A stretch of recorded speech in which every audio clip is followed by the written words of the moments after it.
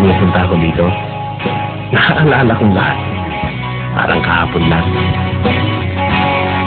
Mukha mo si Paluma. Parang ang tagal na namin magkakilala. Nung tayo ay bata pa. Yung mga gusto ko, gusto rin niya. Tapos biglang... Magkahawak ang ating kamay at walang damalay-malay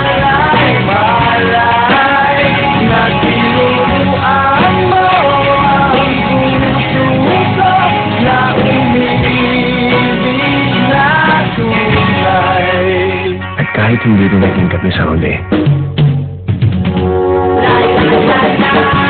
siya pa rin ang first love ko.